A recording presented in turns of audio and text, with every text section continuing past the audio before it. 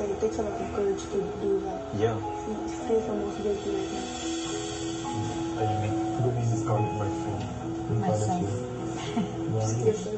Is it For everybody. I felt bad po na I felt the most guilty while I was the leader po. I should have done it na lang. Feel so guilty for losing her.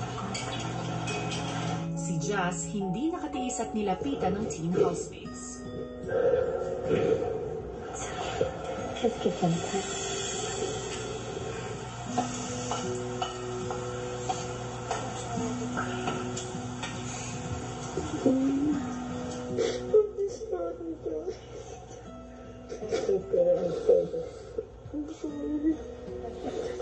I'm sorry.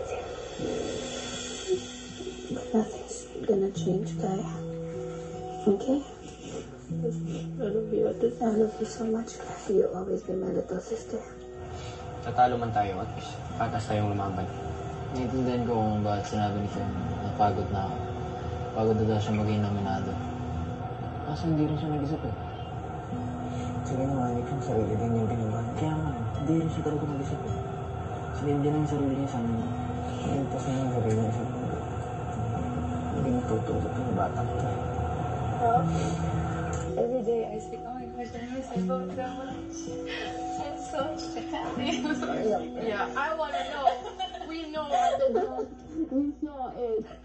Mind over heart, heart over mind, comes in perfect balance when we all understand each other. Hopefully, they can forgive us.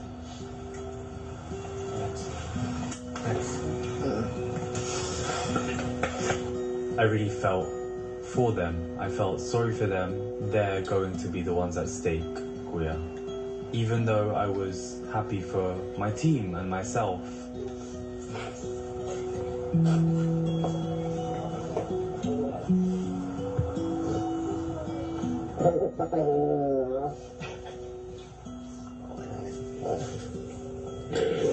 Nabang mo naman sa sarili mo. Relax. Tama na naman yung mo ko lang. Tama lang yun. Kami naiyak na kami. Kailangan lang kami dun sa report. Hindi naman namin sinabi mali na kami. Yung ginawa niya. Okay.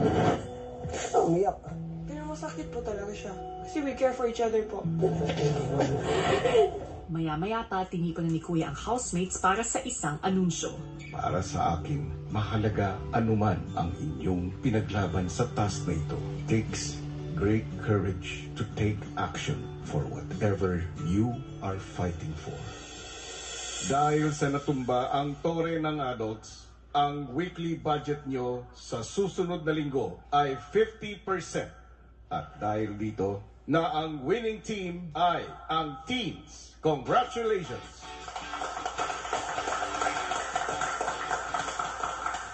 Ang ibig sabihin, ang paggagalingan ng mga nominado ay ang adults. Sa pagsisimula ng linggong ito, pinaghiwalay ko ang dalawang grupo. May lalabas bang bagong bahagi ng inyong pagkatao? May madidiskubre ba kayo sa inyong mga kasama?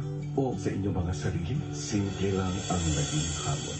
Ilang piraso lang ng paper cups. Gaya ng tore, sana nakabuo kayo ng mas matibay na pagkakaibigan.